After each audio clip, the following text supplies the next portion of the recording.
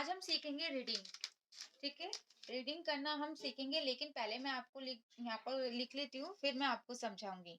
ठीक है, इसमें हमें एक एक चीजें समझ में आएगी, मैं आपको एक एक चीजें अच्छी से बताऊंगी, लेकिन उससे पहले मैं लिख लेती हूँ ताकि एक एक करके नहीं, मैं एक बार सारा लिख के फिर आपको समझाऊं एक एक, क्योंकि यहाँ पर मैंने हिंदी इसलिए लिखी है ताकि जो मैं आपको समझाऊं वो आपको अच्छे से समझ में आए। ठीक है, तो ये तो मैंने आपको बता ही रखा है कि टीएच को दा पढ़ते हैं, कभी भी डी को दा नहीं पढ़ते हैं। एक चीज हमेशा याद रखिएगा, कभी भी डी को दा ना पढ़े। डी को दा सिर्फ जब पढ़ा जाता है जब आप किसी का नाम लिखते हैं। अगर आप कोई बुक पढ़ रहे हैं या फिर आपको कुछ लिखना है और आपसे बोला गया है दा लिखिए, या फिर कुछ भी वर्ड मीनिंग जैसे द, कुछ किसी से भी दा से शुरू हो कोई भी वर्ड मीनिंग, तो आप कभी भी डी नहीं लिखेंगे। आप क्या लिखेंगे? हमेशा टीएच लिखेंगे दा के लिए। ठीक है, यहाँ पर मैं ये वाले दा की सिर्फ इसकी बात नहीं कर रही हूँ, किसी भी दा में अगर आपको द लिखना है तो आपको टीएच लिखना होगा, डी नहीं लिखना। ठीक है, तो सबसे बड़ी गलती तो हम लोग यही करते हैं कि हम कंफ्यूज हो जाते हैं कि डी को दा पढ़ना है।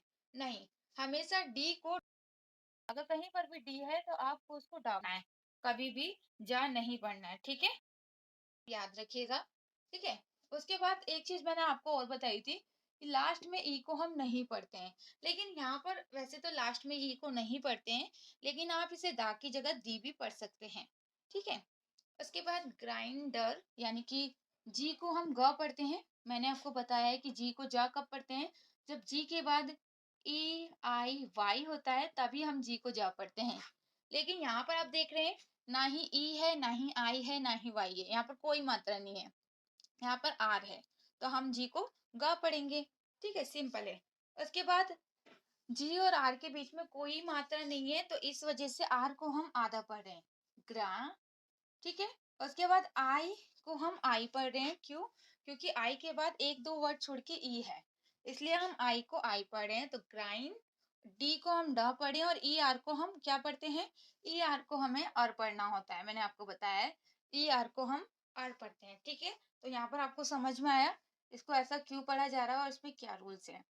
और उसके बाद मैक्स यानी कि देखिए एम को माँ पढ़ते हैं, लेकिन ए के बाद एक वर्ड छोड़ के ई है, तो हम ए को ए पढ़ेंगे। कभी भी ए को आम ना पढ़े, अगर शुरू या बीच में ए हो तो कभी भी ए को आ मत पढ़िए। हमेशा ए को अगर आ पढ़ा भी जाता है तो वो लास्ट में पढ़ा जाता है, शुरू और बीच में आपको नहीं पढ़ना है। और वो भी मैंने आपको बताया है कि ए को आ कब पढ़ते हैं, जब ए आर होगा या ए एल होगा लास्ट में, या ए एन होगा, ए एन टी होगा, जब भी आपको ए को आ पढ़ना है। बाकी किसी और में आपको ए को आ नहीं पढ़ना है। तो हम लोग क्या गलती कर देते हैं कि हम ये कंफ्यूज हो जाते हैं कि ए को आ पढ़े या फिर ए पढ़े। ओके, ठीक है, मैं आपको व्हाट्सएप पे मैसेज कर दूंगी। ठीक है, तो देखिए ए को कभी भी आ नहीं पढ़ते, ए को आ कहाँ पढ़ते हैं? जब आप कोई नाम लिख रहे हो, अगर आप कोई नाम लिख रहे हैं तब आपको ए को आ पढ़ना होता है, लेकिन किसी वर्ड मीनिंग में आपको ए को आ नहीं पढ़ना है, शुरू और बीच में तो बिल्कुल नहीं। अगर कहीं पर भी बीच में ए है तो आपको उसको ए ही पढ़ना है, एक ही मात्रा पढ़ना है, याद रखिएगा। ठीक है, और उसके बाद के को का पढ़ना है, सिंपल आपको पता ही है, के को का पढ़ते हैं और कुछ तो पढ़ते ही नहीं है। और ई एस को, यहाँ पर देखिए ई एस को अश पढ़ा जाता है, ई को आ पढ़ा जाता है कहीं कहीं जब ई के बाद एस होता है। ठीक है, तो इसलिए यहाँ पर अस क्यों पढ़े, देखिए यहाँ पर हम इसलिए नहीं पढ़ रहे हैं क्योंकि यहाँ पर ई एस है, क्योंकि यहाँ पर ई एस जोड़ा गया है।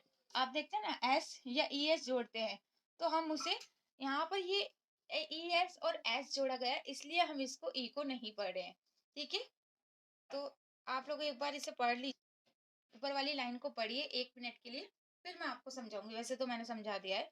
आप देखिए टी ओ टू होता है क्योंकि डबल ओ को ऊ की मात्रा पढ़ते हैं, हमेशा याद रखिए डबल ओ को सिर्फ ऊ की मात्रा पढ़िए, क्योंकि एक दो ही जगह डबल ओ को ओ सॉरी ओ या फिर अ पढ़ा जाता है, लेकिन आपको सिर्फ इतना याद रखना है कि डबल ओ को ऊ की मात्रा पढ़ना है, तो टू हो गया। उसके बाद एम को माँ पढ़ते हैं। हाँ, एक चीज हमेशा याद रखिएगा, कभी भी आपको कहीं पर भी यू दिखे बीच में तो हमेशा यू को आ पढ़िए। अगर उसके बाद कोई वोवल्स नहीं है ना, तो आपको हमेशा यू को आ पढ़ना है। तो ये मत सोचिए यहाँ पर यू को ऊ पढ़ूं, क्या पढ़ूं, नहीं, आपको यू को आ पढ़ना है। ठीक है, तो याद रखिएगा, एम को माँ पढ़ना है, यू को आ पढ़ना है और सी एच को चा पढ़ते हैं। यानी कि मच। ओके, समझ में आ गया। उसके बाद आप एक बार दूसरी लाइन जो है, ये वाली लाइन, इसको 1 मिनट के लिए पढ़िए। मैं इसलिए बोल रही हूँ क्योंकि आप पढ़ेंगे फिर मैं समझाऊंगी तो अच्छे से समझ में आएगा। 1 मिनट के लिए पढ़िए, फिर मैं अब मैं आपको समझाती हूँ। देखिए, एन को हमेशा ना पढ़ना है, लेकिन कभी भी अगर आपको ओई लिखना है, जैसे कि नॉइज, नॉइज, तो यहाँ पर ओई की आवाज आ रही है, नॉइज।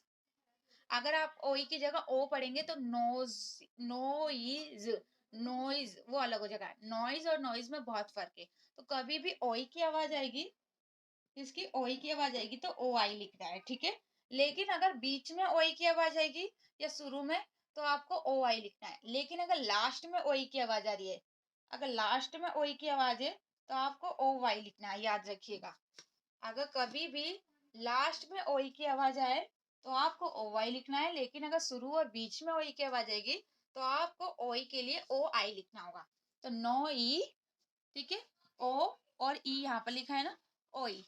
उसके बाद एस को हमेशा अगर शुरू और बीच में कहीं पर भी आपको एस दिखेगा तो आपको उसको जा पढ़ना है। कभी भी एस को जा मत पढ़िएगा। कहीं भी अगर शुरू और बीच में अगर आपको एस दिखता है तो हमेशा आपको उसको जा पढ़ना है, शुरू और बीच में। हाँ, अगर वो सॉरी, शुरू और बीच में नहीं, सॉरी, अगर बीच में और लास्ट में आपको एस कहीं पर भी दिखे तो आपको एस को जा पढ़ना है, और अगर शुरू में दिखे तो शुरू में आपको सा पढ़ना है। एक बार दोबारा से ध्यान से सुन लीजिए। अगर शुरू में एस है तो आपको उसको सा पढ़ना है, एस को यहाँ लिख देती हूँ। शुरू में सा पढ़ना है और बीच में और लास्ट में होगा तो आपको जा पढ़ना है, ठीक है। तो यहाँ पर हम क्या पढ़े, जा पढ़े, नॉइज। और लास्ट वाले ई को हम पढ़ते नहीं है, मैंने आपको बता रखा है, ठीक है। उसके बाद एंड तो सिंपल है, ए को ए पढ़े, एन को आधा ना पढ़े, क्योंकि एन और डी के बीच में कोई मात्रा नहीं है, तो हम पहले वाले को आधा पढ़ते हैं। तो ये जो अंकी बिंदी है, इसे ना भी लिख सकते हैं और अंकी बिंदी भी लगा सकते हैं। डी को डा पढ़ते हैं, मैंने बताया हमेशा डी को डा पढ़ना है, कभी भी दा मत पढ़िएगा, नहीं तो हमेशा आप गलती पढ़ेंगे, ठीक है। तो सही पढ़ना है तो हमेशा डा पढ़िएगा। उसके बाद डजंट पढ़ते हैं। कभी भी अगर आपको इस तरीके से लिखा हुआ है तो आपको उसको डजंट पढ़ना है। हम लोग कंफ्यूज हो जाते हैं कि इसको कैसे पढ़ना है। उसके बाद ग्राइंड सिंपल है, मैंने अभी आपको यहाँ पर भी बताया था, वही चीज यहाँ पर है, ठीक है। उसके बाद देखिए यहाँ पर एनीथिंग, यहाँ पर देखिए एनी अलग है, थिंग अलग है। यहाँ पर लास्ट में वाई है, क्योंकि अगर मैं आपको बोलूंगी एनी तो आप अलग से एनी लिख सकते हैं, ठीक है ना।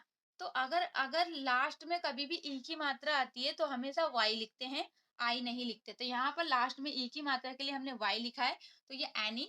और उसके बाद थिंग में आप देख रहे हैं आई एन जी को इंग पढ़ते हैं। कभी भी आपको इंग लिखना है, यहाँ लिख देती हूँ मैं। अगर कभी भी आपको इंग लिखना है, ई ग, तो आपको क्या लिखना होगा, आई एन जी, याद रखिएगा। और कुछ मत लिखिएगा, सिंपल ये याद रखना है। फाइन सिंपल है, आपको मैंने बता रखा है। एफ को फा पढ़ते हैं। अगर आई को आई पढ़ना है तो हमें क्या करना होता है, ई लिखना होता है। तो अगर एक वर्ड छोड़ के आई के बाद एक वर्ड छोड़ के ई होता है तो आई को आई पढ़ते हैं। लेकिन अगर ये ई यहाँ पर नहीं होता तो आप इसे आई नहीं, आप इसे ई पढ़ते, ये हो जाता फिन। ये फाइन क्यों पढ़ा जा रहा है, क्योंकि लास्ट में ई है, एक वर्ड छोड़ के ई है, इसलिए हम आई को आई पढ़े, एन को ना पढ़े, ठीक है। तो फाइन एंड द। अब यहाँ पर एक चीज और मैं आपको बता दूं, ब्लेंडर में देखिए बी को आधा ब क्यों पढ़ रहे हैं, क्योंकि बी एल के बीच में कोई मात्रा नहीं है। अगर बी एल के बीच में कोई मात्रा होती तो हम इसको आधा नहीं लिखते, लेकिन क्योंकि इन दोनों के बीच में कोई मात्रा नहीं है तो पहले वाले को आधा लिखते हैं। तो हमने बी को आधा लिखा, एल को पूरा लिखेंगे क्योंकि एल के बाद तो मात्रा है, बी के बाद मात्रा नहीं थी, तो एल को पूरा लिखा। ई को हमेशा ए पढ़ते हैं, मैंने आपको बता रखा है, ठीक है। तो ब्ले, उसके बाद एन को आधा ना पढ़ें, क्योंकि जैसे बी और एल के बीच में कोई मात्रा नहीं थी, इसी यहाँ पर भी एन और डी के बीच में कोई मात्रा नहीं है, ठीक है। तो एल और डी के बीच में भी कोई मात्रा नहीं है, तो हमने एन को भी आधा लिखा है, अंकी बिंदी यानी कि आधा ना माना जाता है। आप आधा ना भी लिख सकते हैं और अंकी बिंदी भी लिख सकते हैं। डी को डा और ई आर को आर पढ़ते हैं। मैंने आपको बताया है कि कहीं पर भी ई आर को, एक क्वेश्चन आप लोगों के दिमाग में चल रहा होगा, मैं जानती हूँ, कि यहाँ पर ई के बाद एक यहाँ पर दोबारा से ई आ रहा है, तो हम इस वाले ई को ए क्यों पढ़ रहे हैं। मैंने तो ये बताया कि 1-2 वर्ड छोड़ के अगर दोबारा से ई होता है, तो हम ई को ई पढ़ते हैं। ये मैंने रूल्स बताया था आपको कि अगर 1-2 वर्ड छोड़ के दोबारा से ई होता है, तो पहले वाले ई को ई पढ़ते हैं। लेकिन यहाँ पर हम ए क्यों पढ़े? क्योंकि देखिए, ये जो ई है, इसको हम अर पढ़ रहे हैं। तो अब ये ई नहीं रहा, अब ये आ बन गया है। इसलिए आप इसको ई नहीं मान सकते। अब आप इसको ए मानेंगे, यानी कि इसको आ मानेंगे। क्योंकि ई आर को हम आर पढ़ रहे हैं, तो अब ये नहीं रहा कि ई के बाद एक बार छोड़ के दोबारा से ई है। अब ये ई को हम आ पढ़ रहे हैं। तो आपको अब ई नहीं देखना, आपको यहाँ देखना है कि यहाँ पर ई नहीं है। ठीक है? इसलिए हम इसको ए पढ़ रहे हैं। तो समझ में आया? एक बार इसको आप खुद पढ़िए, 1 मिनट का टाइम दे रही हूँ मैं आप लोगों को। पूरा पढ़िए, और जो मैंने आप ये बहुत इसमें कुछ भी नहीं है, पढ़ने को सब पढ़ सकते हैं। लेकिन जो मैंने आपको रूल्स बताए हैं, वो बहुत इम्पोर्टेंट है, जो कि आपको सिर्फ पढ़ने से ही पता चल सकते हैं कि इसमें क्या रूल्स है। इसके जो या आप देख रहे हैं वोवल से, डबल वोवल से, उसको कैसे पढ़ना है। यही वोवल्स हर किसी में आएंगे। ओ आई हो गया आपका, और यहाँ पर जैसे कि आप देख रहे हैं ई है, आई है, ए है, ई आर है, आई है। ये सारे वोवल्स किसी ना किसी वर्ड मीनिंग में होंगे।